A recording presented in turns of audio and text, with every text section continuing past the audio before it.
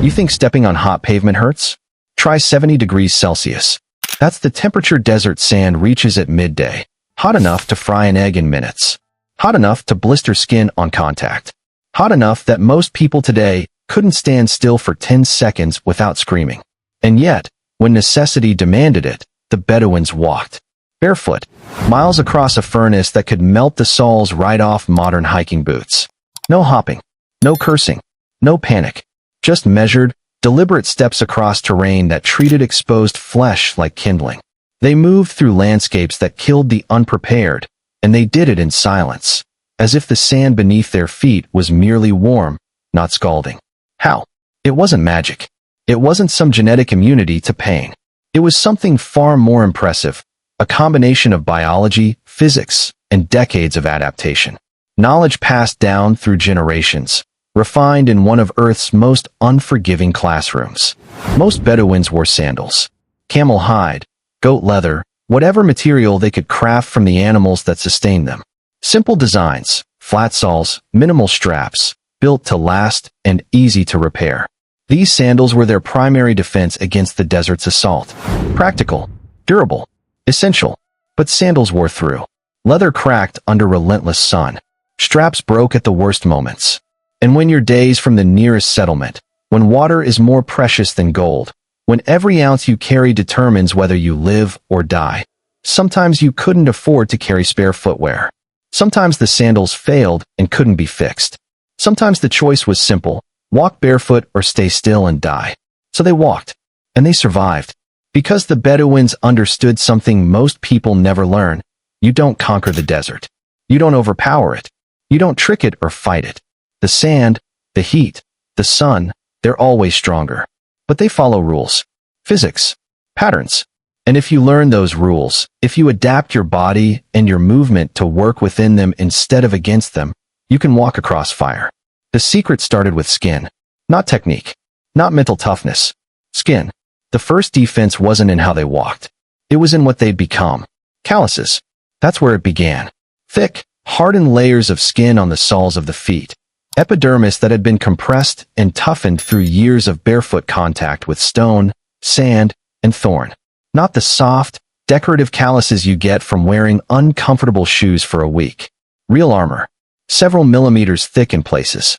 Keratin and protein bonded into a natural shield that could withstand punishment that would shred unprepared skin in minutes. Bedouin children who grew up walking barefoot developed these calluses from their earliest steps. Every hot surface, every sharp pebble, every thorn. The foot responded the only way it could, by building protection. Layer after layer, year after year. By adulthood, the soles of their feet bore little resemblance to the tender, pink flesh of someone who'd spent their life in shoes. Research from Harvard University and institutions in Kenya and Germany revealed something remarkable about these calluses. They weren't just thicker, they were functionally different from cushioned shoe soles. When scientists measured the feet of people who'd walked barefoot their entire lives and compared them to shoe wearers, they found the barefoot walkers had calluses that were 30% thicker on average. But here's what made them extraordinary. Despite that extra thickness, they didn't lose sensitivity. That seems impossible. Thicker skin should mean less feeling, right? That's what happens when you wear padded shoes. The cushioning dampens your sense of the ground beneath you. But calluses work differently. They're made of keratin, the same protein as your fingernails, arranged in compressed layers without viscosity. When pressure hits the callus, it transmits through to the nerve endings in the deeper layers of skin without dampening. The force passes through clearly, completely, immediately. This meant that Bedouins with thick calluses could still feel everything. The texture of the sand, the temperature gradient, the angle of the slope, whether the surface was stable or about to shift. That sensory feedback was critical for survival. You can't see everything in the desert. The sand shifts, terrain changes, dangers hide beneath the surface. Your feet become your primary sensors, feeding information to your brain faster than your eyes can process. The calluses protected without blinding. They armored without numbing. But even the thickest calluses have limits. At 70 degrees Celsius, contact time becomes everything. Hold your hand over a candle flame for 1 second, and you'll feel heat. Hold it there for 5 seconds, and you'll have a burn that takes weeks to heal. The same principle applied to desert sand. The calluses could handle brief contact with scorching surfaces. Extended contact? That was different. So the calluses were just the foundation. The first layer of defense. Critical, but insufficient alone. Because in the deep desert, during peak heat, when the sun hung at its apex and shadows vanished into nothing, even armored feet needed help. Even callous soles had breaking points. The biology provided protection, but survival required more. It required understanding the physics of heat itself. It required technique. It required knowing exactly how fire moves through sand and how to avoid it. That's where the real knowledge came in. Not just tough skin, but understanding what you were walking on.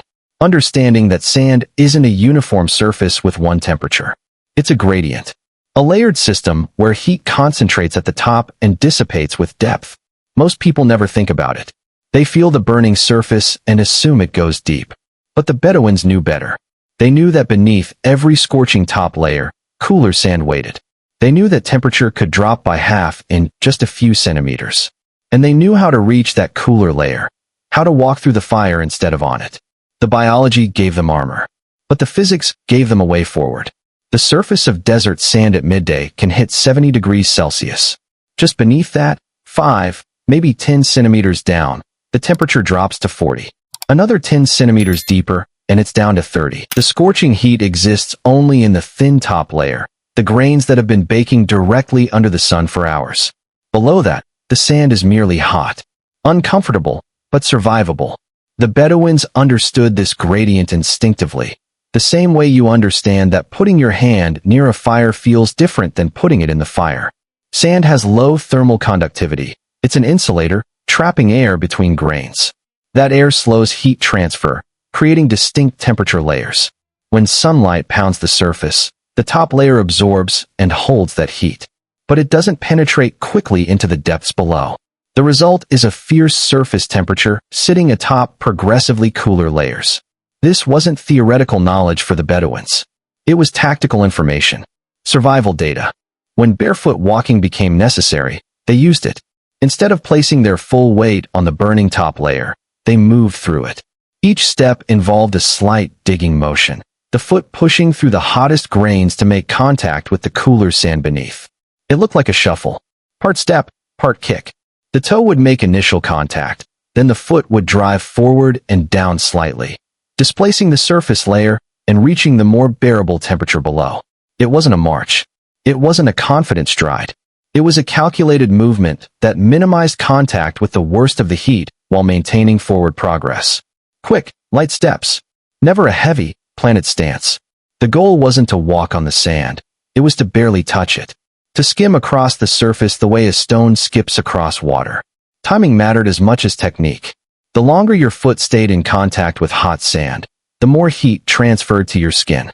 Even thick calluses couldn't hold up against sustained contact. So speed became essential. Fast, rhythmic steps that reduced contact time to fractions of a second. Not running. That generated too much body heat and burned through water reserves. But not slow walking either. A pace that balanced energy conservation with thermal protection. And when standing still was unavoidable, they shifted weight constantly. Never both feet down at once for long. One foot lifted, cooling in the air, while the other bore the full weight. Then switch. Left, right. A slow, rhythmic dance that looked strange, but made perfect sense. Each foot spent half its time cooling, half its time touching heat. The rhythm became automatic. A background process that required no conscious thought. But here's what separated survival from suicide. They almost never walked on the hottest surfaces during peak hours. Not by choice. Not if any alternative existed. The Bedouins followed shadows like other people follow roads. Even during necessary midday movement, they tracked every patch of shade, from rocks, from dunes, from their own bodies. A shadow could cool the sand beneath it by 10 to 15 degrees Celsius. In a world where every degree mattered, that difference was everything. So they didn't walk in straight lines. They zigzagged. They took paths that doubled the distance but halved the heat exposure. Because speed wasn't the goal. Survival was the goal. And in the desert, the fastest path was often the deadliest. When no shade existed, they made it. They'd crouch low, wrap fabric around themselves, lean forward to cast shadows from their own bodies. They'd walk in the early morning or late evening when the sand had cooled from the night. They'd travel at night when possible, using moonlight and stars for navigation, moving through darkness while the desert slept. This wasn't cowardice. It wasn't weakness. It was intelligence. Why fight a battle you don't need to fight? Why expose yourself to unnecessary damage when patience costs nothing? But sometimes there was no choice. Sometimes the water ran too low to wait for cooler hours. Sometimes distance needed to be covered regardless of conditions. Sometimes the sandals broke and couldn't be repaired, and the next settlement was still 2 days away. Sometimes survival meant walking barefoot across 70-degree sand whether you liked it or not. That's when everything came together. The callous soles, the shuffling technique, the weight shifting, the quick, light steps, the constant scanning for any patch of shade. It all merged into a single, fluid practice. Not graceful, not beautiful, but effective. Precise. A system refined over generations to extract maximum survival from minimum resources. And when they finally reached shade, reached camp, reached water, they'd check their feet with the same calm attention they'd give to checking their camels or their supplies. Looking for cracks, for damage, for anything that needed tending before the next journey. Because in the desert, your feet weren't just feet. They were tools. Equipment. You didn't break your tools. You maintained them. You respected them. You understood that without them, you died. But here's the truth that most stories miss. The truth that gets buried beneath romantic images of tough desert nomads striding confidently across burning sands. The Bedouins didn't walk barefoot through peak heat because they were brave. They walked barefoot when they had no other choice. And those situations were rare. Desperate. The absolute last option. Their survival system wasn't built on endurance. It was built on avoidance. On eliminating the need to test their limits in the first place. They wore sandals whenever possible. They traveled during the coolest hours. They rested in the heat of the day, lying in deep shade, barely moving, conserving every drop of moisture and every calorie of energy. Movement during midday wasn't just uncomfortable, it was wasteful, dangerous, potentially fatal. When traditional Bedouin lifestyle required travel, they planned around the sun's position with the same care modern people plan around traffic. Dawn was for movement. The sand still cool from the night, the air fresh, the body rested. They'd walk or ride for a few hours, making distance while the conditions allowed it. Then, as the sun climbed and temperatures spiked, they'd find shade and stop. Completely. No unnecessary movement. No conversation that wasn't essential. Even breathing became measured, controlled, minimized. They'd stay that way until late afternoon, until the worst of the heat passed. Then, as the sun descended and shadows lengthened, movement resumed. They'd travel into the evening, often continuing into the night. Moonlight was enough to navigate by. The stars provided direction, and the cool night air meant they could cover distance without the constant threat of heat exhaustion and dehydration. This rhythm wasn't negotiable.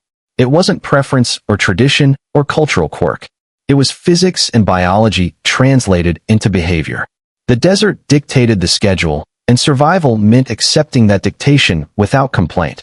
When barefoot walking became necessary, when the sandals wore through or broke, when supplies ran too low to carry extras, when circumstances forced the issue, it was done with the same calculated approach. No heroics, no unnecessary risks.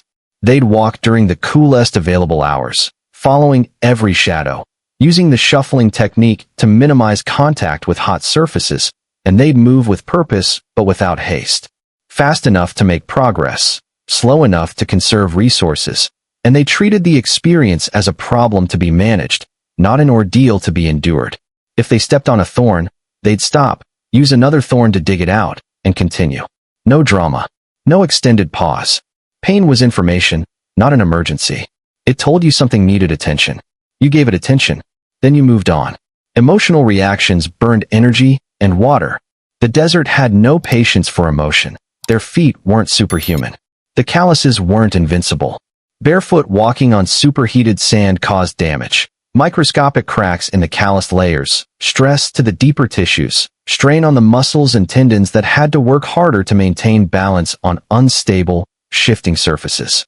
After extended barefoot travel, their feet would be tender, sore, sometimes cracked or blistered despite the thick skin, but they dealt with worse. and they knew how to recover. Rest. Moisture when available. Keeping weight off the damaged areas until the skin rebuilt itself. The same way a craftsman maintains tools, or a rider tends to a valuable horse. Practical care based on practical knowledge. What made them different wasn't immunity to pain or damage. It was their relationship with discomfort. They didn't fight it. They didn't try to power through it or prove anything. They acknowledged it, assessed it, and worked within its constraints. If the feet were too damaged to continue, they stopped and rested. If rest wasn't possible, they adjusted their gait to minimize pressure on the worst areas. They solved problems as they arose, with whatever resources were available, because in the desert, pride kills. Ego kills. The belief that you're stronger than the environment kills. The Bedouins survived by being smaller than the desert, quieter than the heat, more patient than the sun. They didn't conquer anything. They adapted. They bent. They learned the rhythms of the environment and synced their bodies to match. Walking barefoot on burning sand wasn't a demonstration of strength. It was a demonstration of knowledge. Understanding that the top layer of sand is hotter than the layer beneath. Understanding that contact time determines heat transfer more than contact pressure. Understanding that shadows provide measurable thermal relief. Understanding that your body has limits, and pushing past those limits for no reason is suicide. The Bedouins didn't walk barefoot across the desert to prove they could.